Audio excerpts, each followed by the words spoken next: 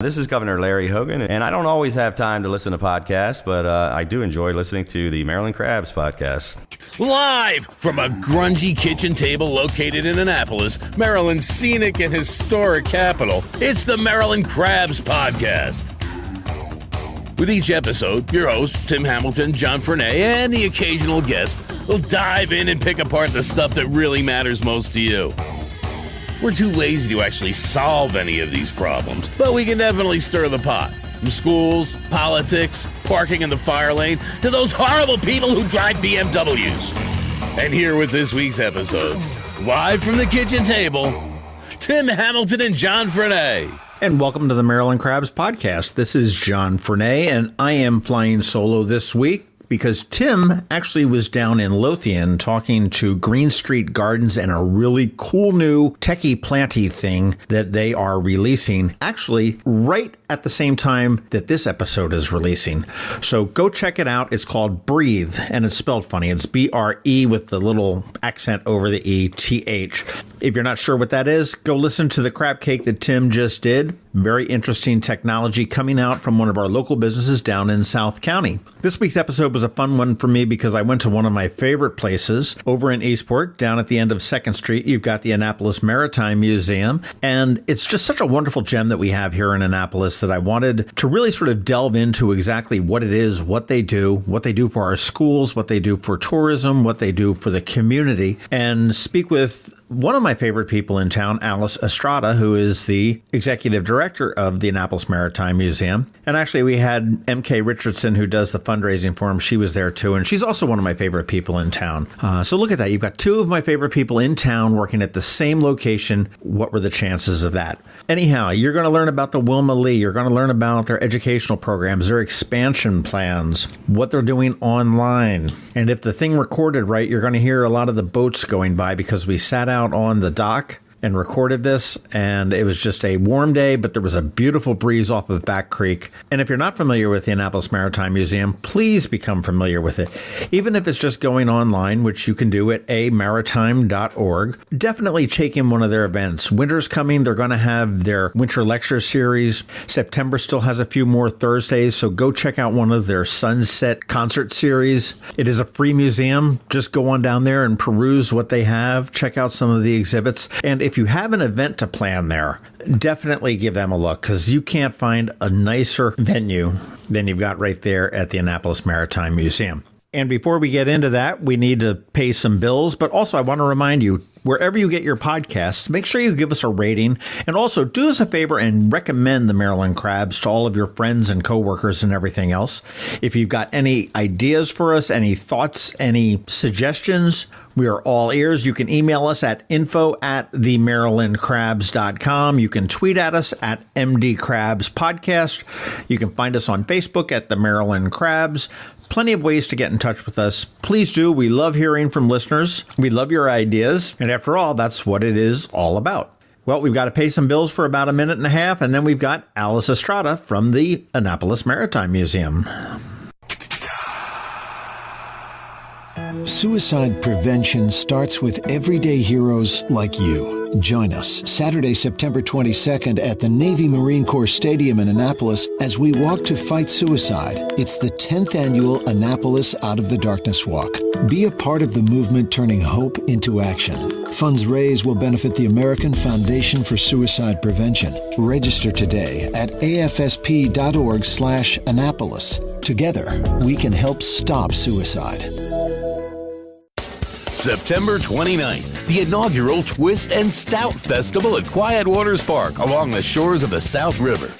Twist and Stout, a Maryland wine, craft beer, music, food, and arts festival, presented by the Anne Arundel County Department of Recreation and Parks along with the Maryland Wineries Association.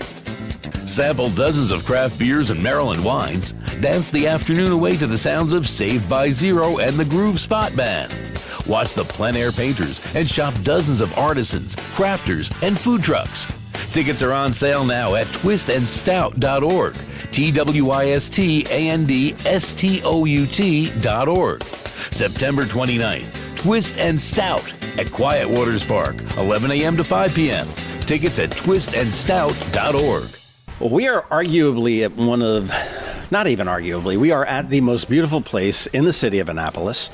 And if you may hear some noises behind us today, it is the lapping of the water in Back Creek against the shores of the Annapolis Maritime Museum. And we are here with Alice Estrada, who is the executive director and the head cheerleader and probably the janitor and we wear many hats. Whatever needs the rabble-rouser and the fundraiser and whatever needs to be done here. But we're at the old McNasby's Oyster House, right?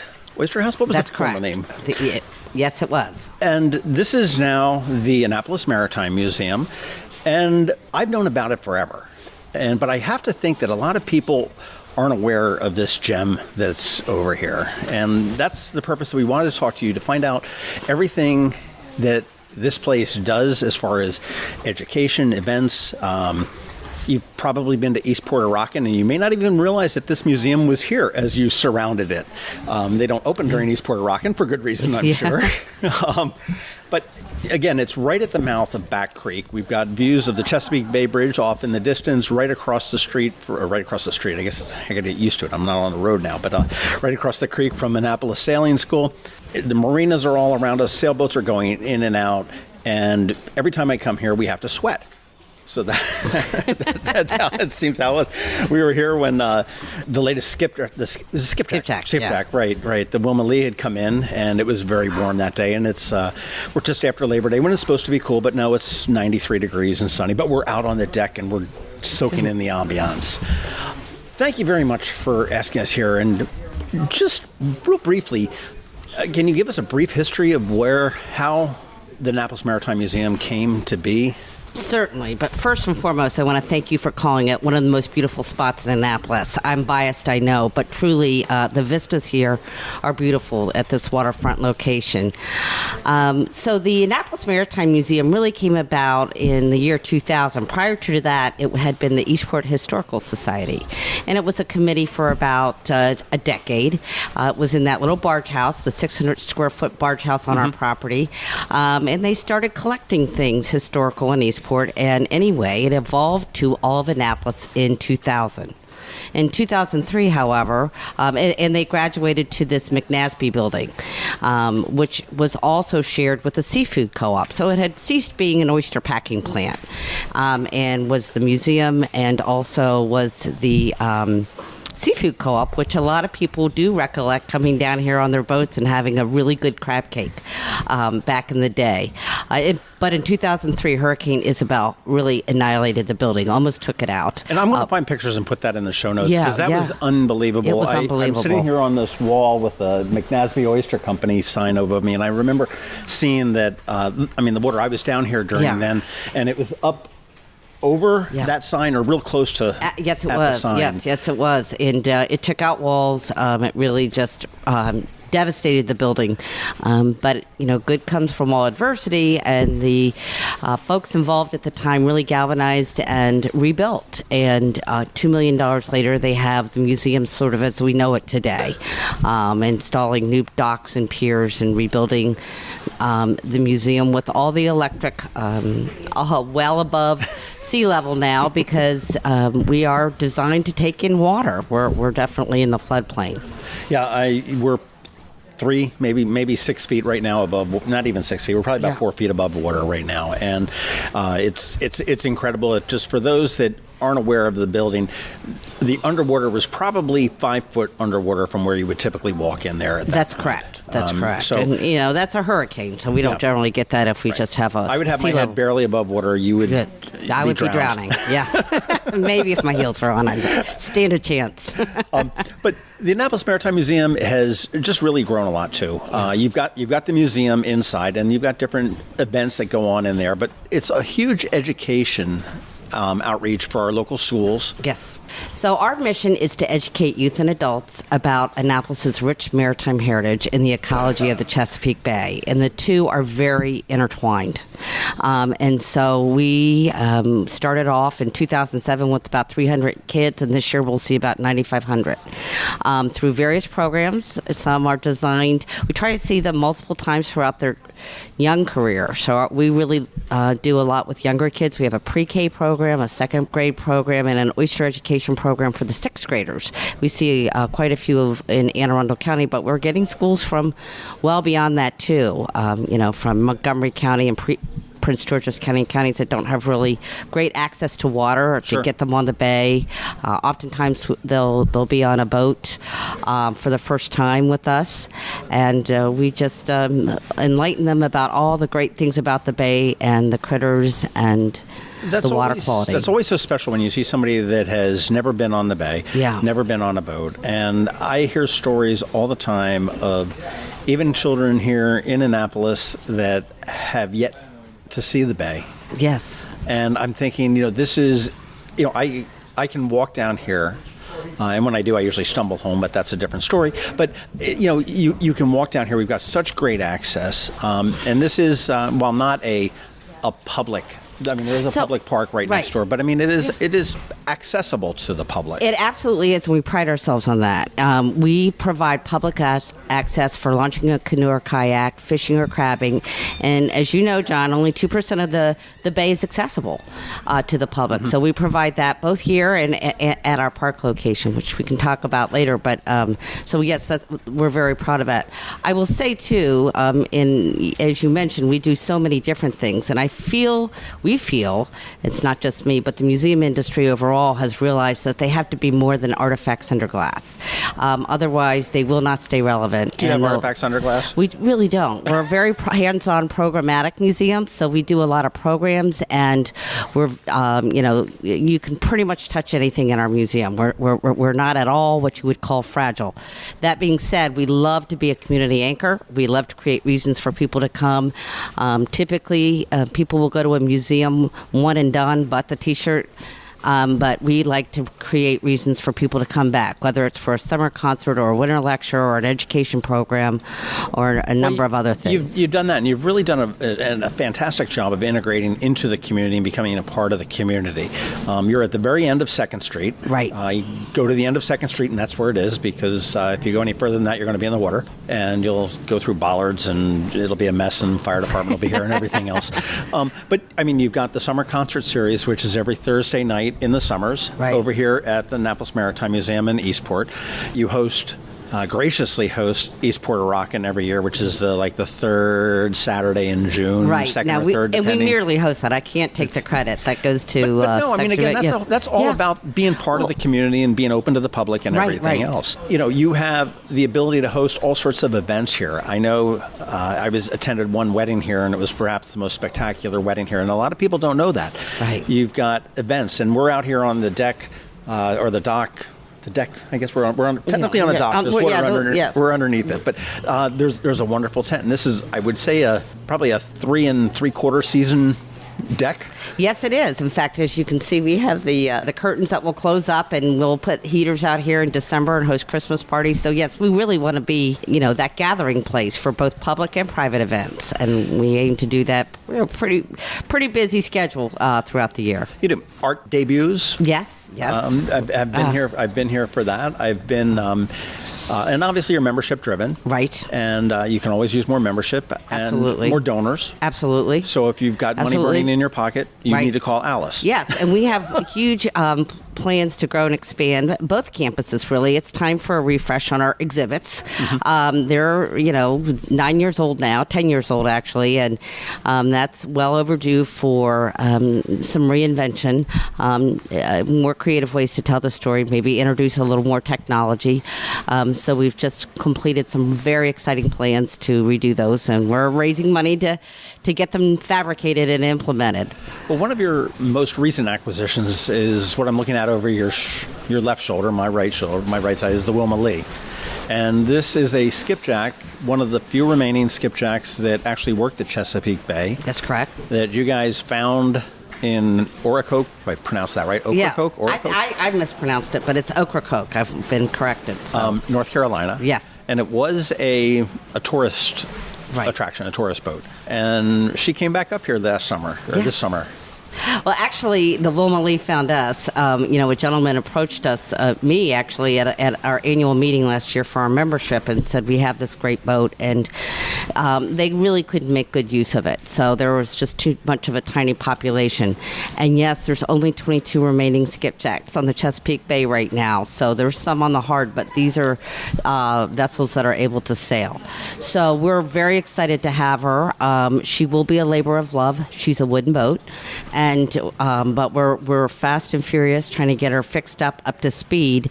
We have to do what's called Coast Guard certification before we can take passengers out on her. Okay. So we're well on our way. She was in fairly good shape, just neglected for a couple of years, and a wooden boat just has to get TLC all the time. No. So we're getting caught up. Like a 2-year-old. You turn your back on them and it's gone.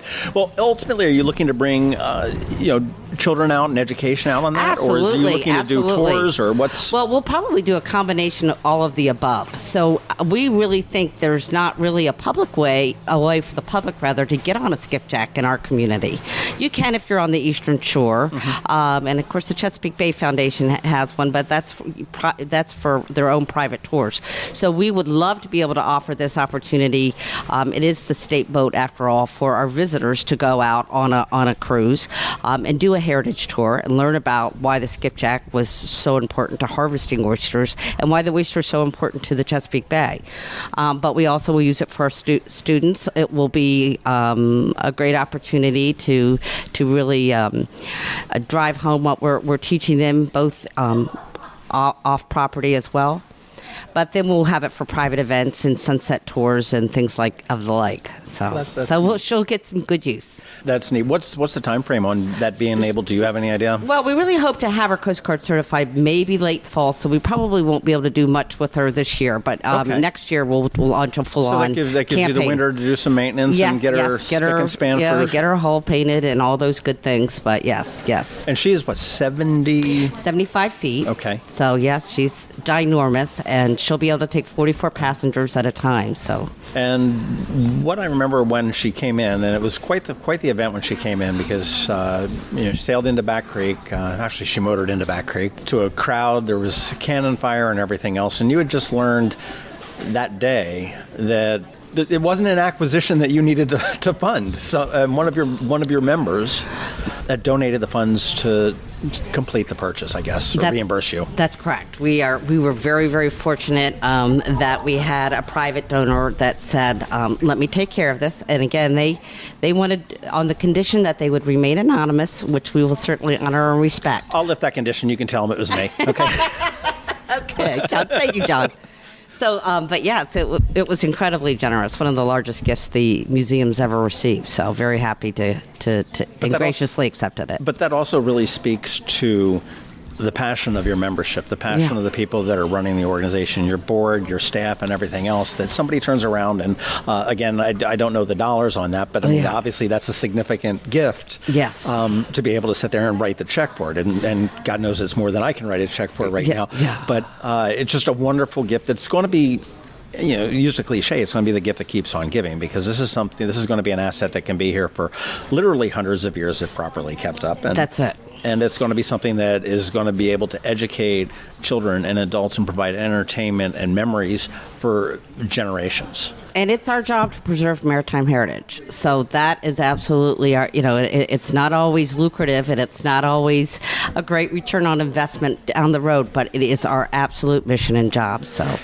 And getting more and more difficult. Yes, it is. I mean, you look at the development over on Spa Creek. Mm-hmm. And yes. I'll sit there. I'll say it. I mean, I think the Annapolis Yacht Club's buildings on either side of the bridge are atrocities. Yeah. They're just too big, and is what it was. You've got other thing, and that's all sort of like the heart of the maritime industry for Annapolis. Right. That is somewhat slowly, and yes, okay, the Annapolis Yacht Club has a little bit of it technically is a maritime business, yes, but it's not quite the history that we had with the Trumpy yards, with the ship repair yards, the shipyards, the builders, and everything else that we don't have anymore. Right, and that's right. That's where you come in. That is where we come in, and I'm glad you brought that up because we do a number of things to capture what was, and we have archived and digitalized all these photographs, all this information. We have a number of oral histories from people like Trumpy himself that talk about what it was like and how it got started. So when I arrived here, a lot of that was stuffed in an attic. I've had a great team led by our museum manager and curator, Caitlin Swaim, and a host of volunteers that are just hungry for it and literally have sat in the hot attic sifting through all of this, but getting it in a format that will last in perpetuity. So you'll be able to go to our website and search Trumpy and get a number of images and information and stories. Is that available now? It is. Now, some of these, what we call oral histories, we didn't have permissions on. So you have to go find family members that will say, because most are deceased, and we have to find out if we have permission to use them for, public purposes. Sure. It's been an arduous process, but we're getting there. So. That's fantastic. I remember when the internet first came out, you get on the internet and you'd be sucked into this black hole and you have no idea where you go. My latest thing like that is the Maryland State Archives. Yeah. And you just get sucked into that. And I'm definitely going to be checking out your website just to see what that is, because we do have such a rich history. You look at Trumpy. I mean, I want to think that the Sequoia, which was the presidential yacht for Kennedy, that was a Trumpy yacht, I believe. Yes, it was.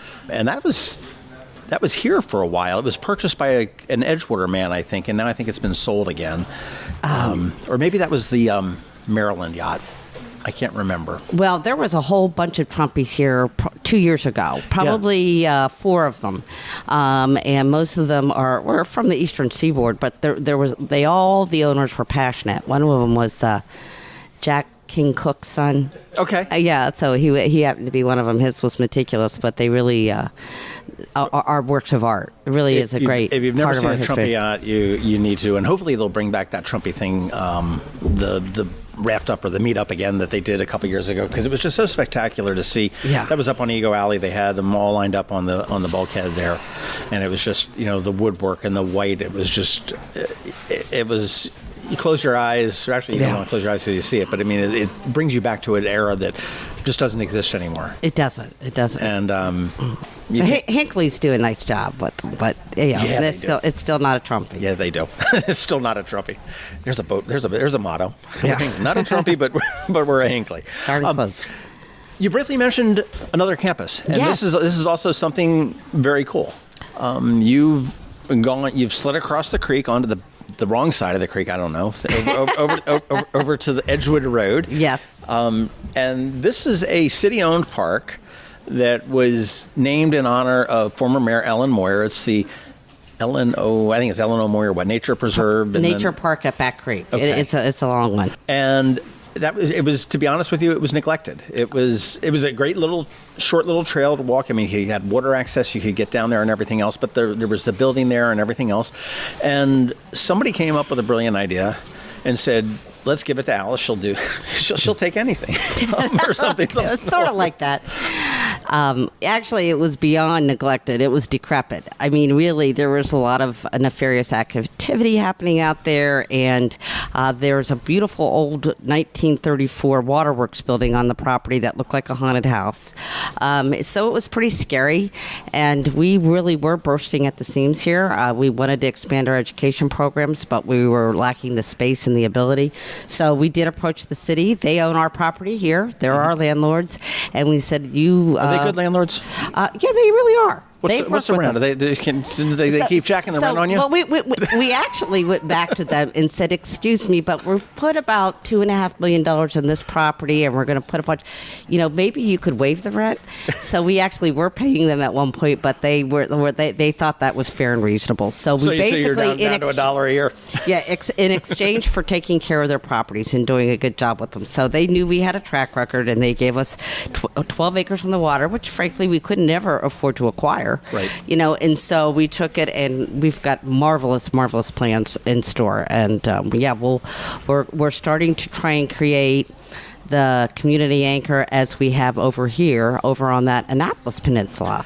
Well, that sort of brings me to one thing that we want to talk. I don't know whether it was supposed to be at this point or not, because MK gave us this whole agenda as to what we're ignoring. But over here on the maybe this is the Eastern Shore. Oh, yeah, we call it the McNasby campus, but maybe we should call it the Eastern Shore. But that would be cool. The Eastern Shore of Back Creek and the Western Shore. But on the McNasby campus, you have the Tides and Tunes concert, which are every Thursday night throughout the summer, pretty much Labor Day or Memorial Day through Labor Day. Yeah, well, we finished like mid-August or so. So, yes, wildly popular and fun. Yes. Yeah, it's, I don't know if you ever made it down to one. Yeah, they're great. Food trucks are here. You've got booze. You've got great local bands that get up on the stage, and you bring your lawn chair, you bring your blanket. If you got kids, you bring them in their bathing suits, let them splash around on the creek, and just have a great time. You are expanding that into the Western Shore. Yeah. Over to, and that was something I think I said to you years ago. I said, you can't stop this in August because they're so fun. Yeah. We need to turn around and bring it into September and whatnot. And you're expanding that over to the Western Shore with the Sunset Series, Summer Sunset Series. Yes. And that goes now through September. Yes. It starts off tomorrow night, as a matter of fact. And by the way, tomorrow was like probably last Thursday, so... okay. I'm sorry. We got that Thursday, whole tape September delay, 6th, and then I can talk about the eco goats then that will have happened last week. Really fun. I'm sure you're aware of the eco goats that come in and clean the brush out and all the invasive species. Where's the nearest eco goats place? Well, the gentleman we've contracted with is from the Eastern Shore, so he brings them over, sets up the electric fence, and lets them eat away. I've got to be honest with you. The first time I ever heard about that was about a month and a half ago. Okay. In someplace in Ohio, there was an eco goats company that somehow they escaped, and there were hundreds of goats that descended on this one little neighborhood and started eating all the grass. Okay, because there's things that you don't want them to eat, so you have to be very careful about it. I'm sure. And everyone was like, "Where the hell are these goats coming?" And they finally it was exactly what that is. But that's the thing. You can rent goats, bring them out to clear the brush away. So in part of our goal with this was so that people could see the park, because you really don't know it's there if you don't know it's there. Even if you're doing a drive-by, again, on Edgewood Road towards Bemby Beach Road, it's kind of hidden. So we really wanted to make sure that, and it's all loaded up with brush. So they'll clean that out, and we're going to have a wine, goat, and goat cheese party. Again, that will be past tense. But afterwards, we'll kick off our September sunset. So we'll see how that goes. And again, those are on Thursdays or a little bit earlier than you have over the summer. Yes, we do 6 to 8 p.m., so you'll be there for the sunset, because sunset starts around, it's around 7:30 this time of year. It'll probably go later and later, but we'll have it all. Perfect time to see the new campus. It is a perfect time to see the new campus, and we're just having a great time with it. But we have really great plans for down the road, including a nice, maritime themed playground, but also improvement to the trails and improved dinghy dock and all the same amenities we offer here at this campus. Right. Now, do you still have something to do with the Thomas Point Lighthouse? We do. We're a gateway for the Thomas Point Lighthouse. So this is what we call this. We are a partner in the lighthouse operations in that we provide volunteers and we provide the access to the lighthouse. The U.S. Lighthouse Society actually physically owns the lighthouse and takes care of overseeing renovations. Now, they own that with the city? The city, it's confusing, and we've been researching it. This Lighthouse Society, the city, and the Maritime Museum all have sort of a collaboration, but the title, I believe, is held with the U.S. Lighthouse Society. Okay. We've actually gone to the Maryland Archives to clarify that, so I'm not giving you a straight answer because I don't know. Okay, fair enough. But again, and it's not a core thing of the Annapolis Maritime Museum, but obviously. This is not a drive-by of the lighthouse. I mean, the schooner Woodwind, which I see sailing right by us out here over your shoulder again, does sometimes get down there. They go around it. There are lots of lighthouse tours that are available where they go and they show you the lighthouse and give you the history. But this is the only one that will take you to and let you get in, climb on Thomas Point Light. Yes. That's right. It's really a great experience. I know you have done this, and I've done it as well. And I actually should like to see it again because I understand they've made good progress towards some of the renovations. They had vandalism last year, right. And but this is actually getting in. You get to see how the Coast Guardsmen actually worked. Right. You really get a sense of what it was like to live in there. I mean, for a moment, you just think, "Oh my gosh, how?" Yeah. How did they do this? Animals underneath, sitting there 6 months, icebreakers, the whole 9 yards, out in the middle of nowhere. Yeah. You can actually see the original light that's up there. Right. And it's really fascinating. I will say that it is not a cheap tour. It's not, and we've talked to them about that, and it's because of the particular boat they need to charter. They've explained that that's what drives the price up. I mean, I'm not going to say it's not a cheap tour, but it's worth every single penny of it. Yeah. To get the experience, because this is the only screw pile lighthouse that's still in operational existence. That's correct. You've got the Chesapeake Bay Maritime Museum down on the eastern shore that has one, but they have one, right? Yeah, they have one, but that's on the land. It's on the land. And then you've got the one down in Solomon's. Right. So, and it's so iconic. I think it's been photographed more than anything else, even maybe than the State House. It's got to rival that. You're probably right. That or the Bay Bridge. Yes. One of the two. But yeah, no, it's so if you ever wanted to go out to see the Thomas Point Lighthouse, again, the Annapolis Maritime Museum is your gateway there. Your gateway, yes. We have the tours on our website. Events, again, we really touched on that out here. You open for private events, board events, corporate retreats, all those things. This is really an ideal location. I remember I talked with Jessica Packler and when they were organizing Eastport A Rockin, and they had their board meeting over in the Barge House, which is just a very narrow... why is it called the Barge House? Well, because it was on a barge, and back in the day, that's where the oyster workers would live. When they were during the season, there was a season to oysters. Now we have oysters year round, but in those days it was only in the R months, and they would put them like the migrant workers today. That's where they live. So apparently it washed ashore, though. So so it's actually the house that was on a barge, right? So it's an old dormitory. Yeah, right. Perfect for a board meeting, a board getaway. Yes. It's got a big long table in there. There's, they had chicken wings and everything else, and we were eating. But it was, you've got a lot of spaces here that you can use for any number of things. I've been to receptions on inside in this large room right here. Yeah, we call that the bay room, but yes, the bay room. Yeah. Obviously, we've got outside. We've got, even though it's 93 according to my phone, we've got a nice breeze coming off the thing. It's not horribly uncomfortable here out on the dock.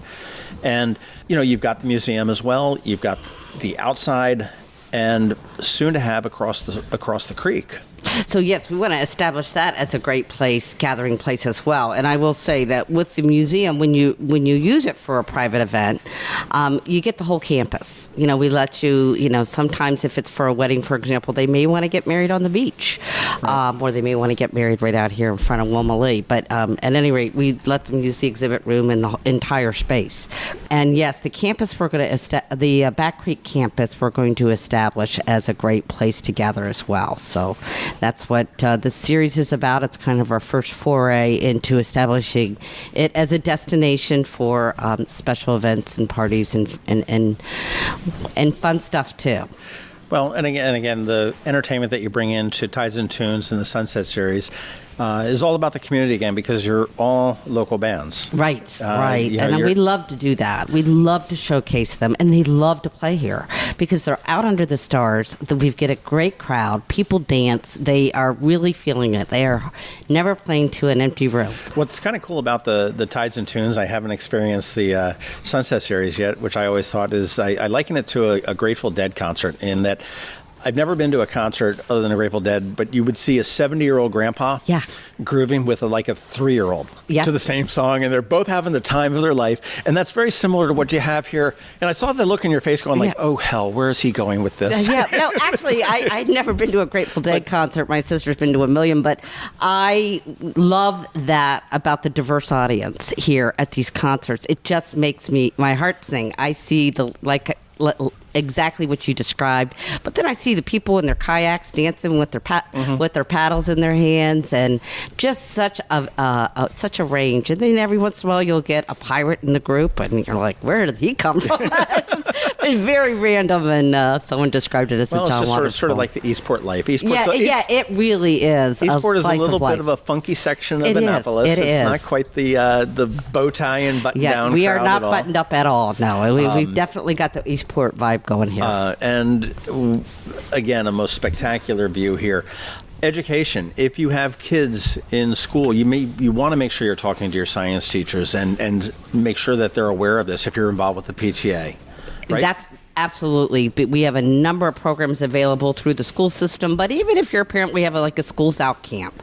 So when school's out, which is a lot, then you have a place to take your child. We'll do a camp for them. And it always involved fun learning opportunities. And I say fun because they don't know they're learning. They're just doing really great things. But we have summer camps, obviously, but a number of different programs. We'll do things with scout groups. We do things with birthday parties. So we have all kinds of ways for parents to experience maritime heritage and bay ecology in, dynamic, fun ways that the kids don't realize they're learning, but they're having fun. And they do, we put the waders on them, they seine and capture the critters, and we get them past all those phobias too.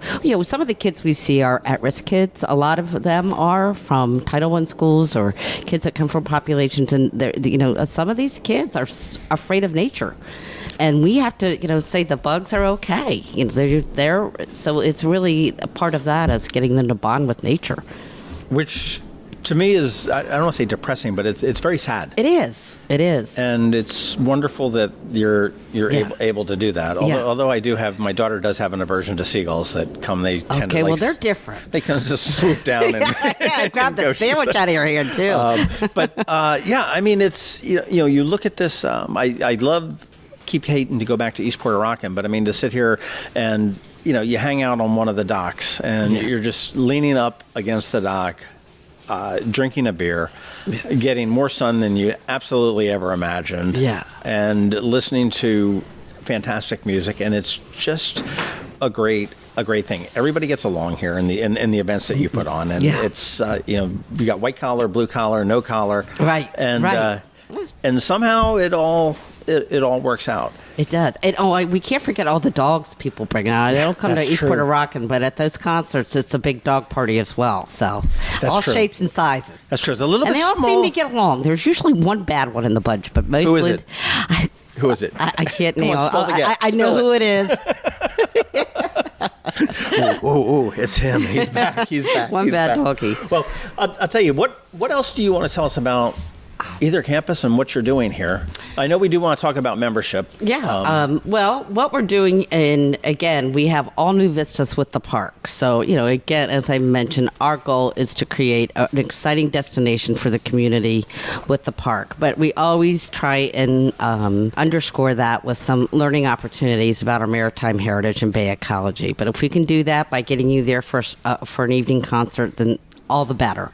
So some of the programs and plans for the park campus, and again, if you see the Waterworks building, it's a beautiful architecturally exterior, but the inside is, a pump station. It's a big. I will say that it looks. If you're familiar with the over at the hotel formerly known as the Lowe's, the power plant. It's not too dissimilar from that. It's a very tall, 3.5 story, maybe 2.5. It's 2.5 stories. We're getting a learning lab put in there, though. That lab will have all those bay critters and aquariums and microscopes. The kids do learn about water quality, and they test it, and they count spat. And so we'll have a learning lab designed in there. We already have 2 fairly good makeshift classrooms going, but we'll really get those designed and developed so it will be available as well. We're intending to have, adult learning opportunities. This is something we really want to expand to. We focus completely on children. We do offer winter lectures in the winter here at the museum, and again, sometimes they're standing room only. We have a great group of volunteer intellectuals that really vet these speakers, and they're very interesting and good topics. I forgot about those. Yes. So they happen 8 weeks during the winter, beginning in mid-January and ending in mid-March. And those are free for members, right? They are free for members and $10 for non-members. So they're a good incentive to join us. And it's a good way to spend an evening in the middle of the week. Yes. As opposed to sitting on your couch watching America's Got Talent or whatever.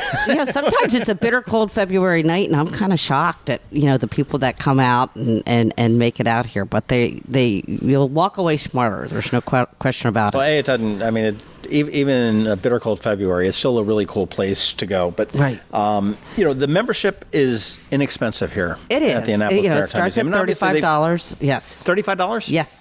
But $100 is kind of the sweet spot because this $100 membership gets you... Oh, come on, don't sell yourself short. $1,000 is a sweet spot, people. You really get invited to very, very fun exclusive tours, for example, of the Thomas Point Lighthouse or a trip on the Wilma Lee. So we'll do very special things at the $1,000 level, which we would be most grateful for because we've got so much on the horizon and we need your investment and support. But we also, at the $100 level, you get day docking privileges, which is a nice thing in Annapolis. If you want to just pull your boat up and go down to Davis's Pub or the Boatyard, you can do that as a member. But you also get into the winter lecture. Like the summer. You cannot. We actually have an agreement in our lease with the city that we're only transient docking, so we really can't do overnights, with the exception of Wilma Lee. But yeah, $100 you can dock here if there's space available. Right, and that's very popular during our summer concert series. People love to come by boat, so we're full up here during the concerts. $35 though is nothing. Yeah. For a museum membership. No, now, is there any not. reciprocity with any of the other? Yes, at the $100 level, thank you for asking, you get to get into any other sanctioned maritime museum, including Chesapeake Bay Maritime Museum, for free. Okay. So that's worth $17, per person right there. We are a free museum. We're still offering ourselves free. Our objective is really just to get you informed and enlightened. But, we may consider charging down the road if with our new and improved exhibits that are on the horizon in the next year or two. Well, I guess it depends on what you bring in. Right now we're just about exposing people more than generating the income from our museum. So that's another reason to support us because we'd like to continue to offer that for free. Right. Well, you can find out all sorts of stuff at amaritime.org, and that's the letter A and maritime, as you can figure out how to spell that, .org. Yeah. And become a member. I do encourage everybody to do that. Yeah, and besides that, we invite you to all kinds of member events that build a sense of community as well. So we really are very proud of our membership and offer several opportunities to gather and get to know the community and your neighbors. How many members do you have? 700. Wow. Yeah, we're growing. So yes, it's a good thing. I'll give you a chance to brag on Buck. Yes. And was he the founding board? He was pretty close. I mean, he wasn't one of the originals, though he came in very early on, and John is referring to Buck Buchanan. What a great name, right? Yeah. Buck Buchanan, and he is How could passionate. he not be with the Maritime Organization? Oh, yeah. He is passionate. He's just a terrific gentleman who actually really helped spearhead the acquisition of the Wilma Lee. He knew this was what we needed to do, we have a lot on our plate right now, so not everybody was 100% on board with moving forward, but Buck is so supremely enthusiastic. You cannot help but... Persuasive? Oh, very much so. He's an old ad guy. He's like the Eastport Mafia. Yeah. We're going to buy the Wilma Lee. You got a problem with that? It's hard to say no to him. Let's put it that way, for sure. Great guy. I had the chance to meet him when I first moved down here, probably in '97 or so. And okay. Just a tremendous guy. The enthusiasm he has for the city and the area is incredible. I know that he was chairman of your board. Yes. For quite some time, and really, I think he led during the time when this museum came from. He definitely led it through the first phase of the first evolution of the museum, which really brought it to where through Isabel. Right. That was all Buck. Right. Now, who's your chair now? We have a relatively new chair. Her name is Dr. Carol Sisko, and she's been on the board for maybe 4 years, but prior to that, she had been the chair of our Education Advisory Board. So she has an education background and was very, very influential in really growing that piece of the museum's mission, and so she has recently segued to chairman. Wonderful. Yes. And that's bringing into the next section where we're bringing on the West Campus. And, yes. So we're no moss grows under us. I mean, we're definitely on the move. Where do you see the Maritime Museum in 20 years? Well, I'd love to For 10 see. years. Okay, I would love to see both campuses fully evolved and to their full potential. I mean, we've sort of maxed out McNasby campus at this point, but we can certainly do more with our exhibit experience. But over at the park, I mean, the sky's the limit, and I definitely want to see us connecting those two campuses. And if Gavin Buckley has his way, we'll connect with downtown as well, because really it would be great for people that come to visit us to really to visit all these attractions by boat. I know he's used the term cultural necklace. Yeah. A couple times in getting people from point A to point B to look at, whether it be to Maryland Hall, to Western Annapolis, to Maryland Avenue, to downtown, to Eastport, to, some of the, the Banneker Douglas Museum and whatnot, to just sort of, surround the city with the ability to, and he was using that in terms with the bicycle things. Right. Now, does the campus over there off of Edgewood Benby Beach Road, does that have room for a Ferris wheel? Well, we actually toyed with the idea of, what are they called?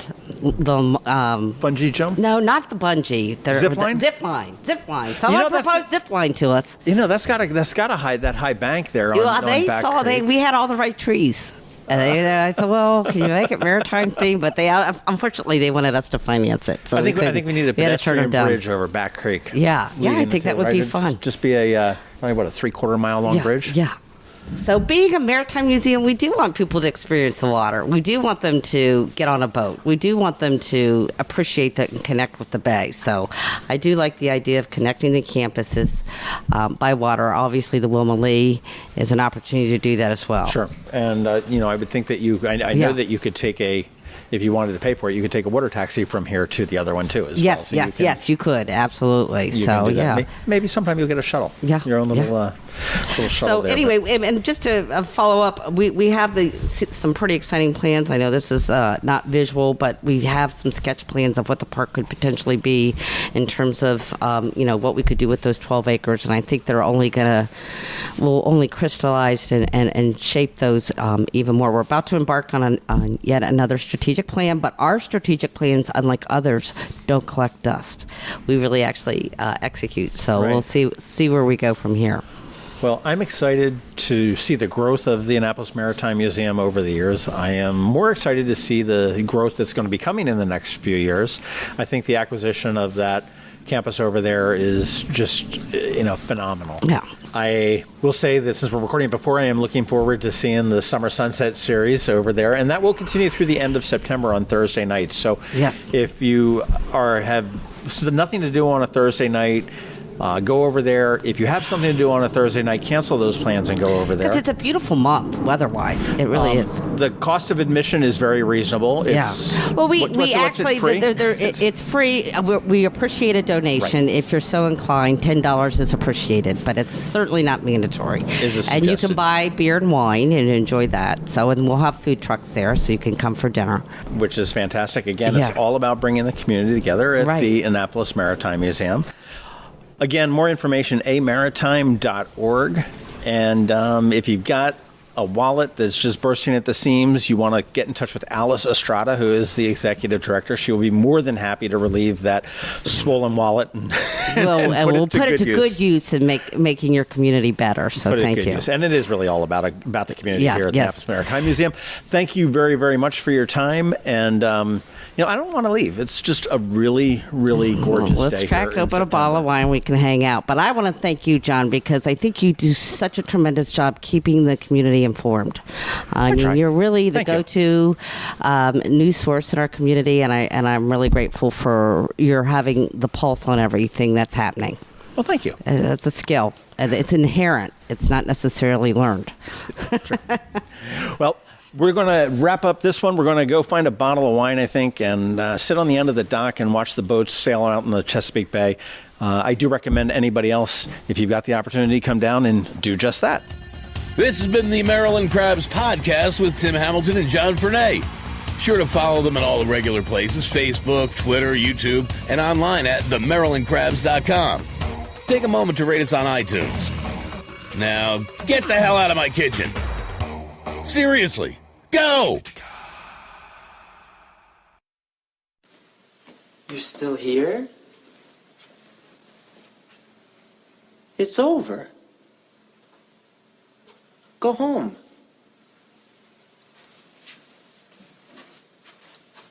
Go.